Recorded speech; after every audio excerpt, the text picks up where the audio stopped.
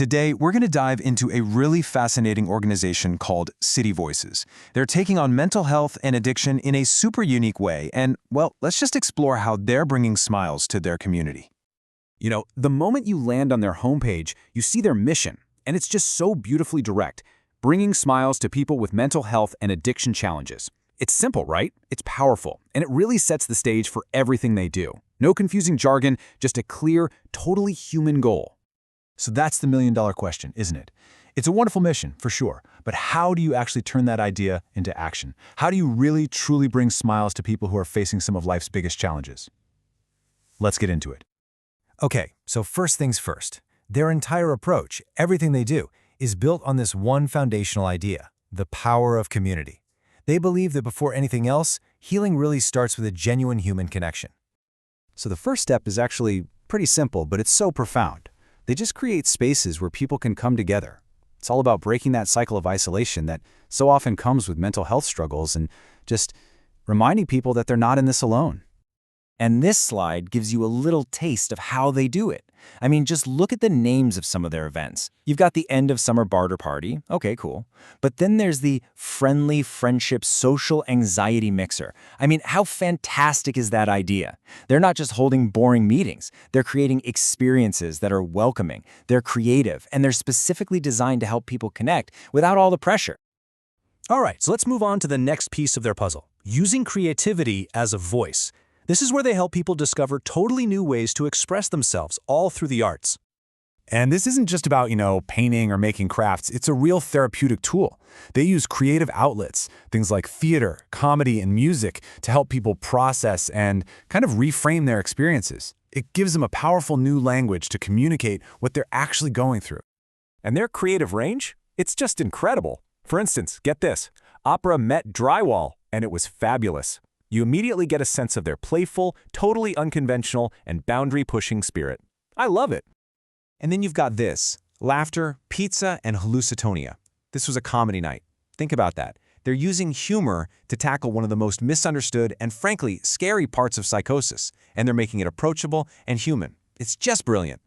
They also jump right into theater, with performances like The Beast, The Mother, and The Kid. So you see, from opera to comedy to drama, they offer this entire spectrum of creative outlets for people to express themselves and connect.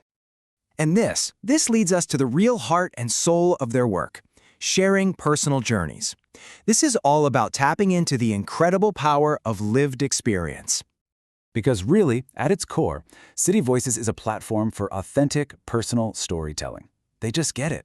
They understand that one of the best ways to break down stigma and build empathy is for people to have the courage to share their own truths in their own words. And this slide really highlights the incredible diversity of these stories. You've got straightforward interviews like Meet Your Neighbor, Walter, personal stories of transformation like Yael Abramson's journey, and then these deeply reflective, almost poetic essays like Diane Keaton's death signifies the end of my childhood. Each one is a totally unique window into a human experience. And they don't just scratch the surface either. They feature these multi-part series, like this one, The Joyful Schizophrenic, which unfolds over several installments. This lets you go so much deeper, to get a much more nuanced look at a person's life and perspective than you ever could from just a single story. So, we've looked at the three main pillars, right? Community, creativity, and personal stories. Now let's try to put all these pieces together and see the bigger picture, what I'm kind of calling the wellness mosaic.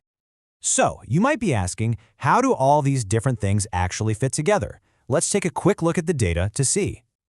This chart of their content, it gives us such a fantastic summary. Just look at that biggest slice, experience, with 58 posts dedicated to those personal stories we were just talking about. That puts lived experience right at the absolute center of what they do. Then you've got advocacy and mental health education right behind it. And then you see community with 28 posts and arts with 16, representing the very pillars we just discussed. It just shows how every single part of their model is a crucial piece of the whole thing. It's a truly holistic approach, and you can see it right there in the content they create. And that leaves us with a final, really powerful thought. City Voices has created a model that is so deeply human, it's creative, and it's all driven by community.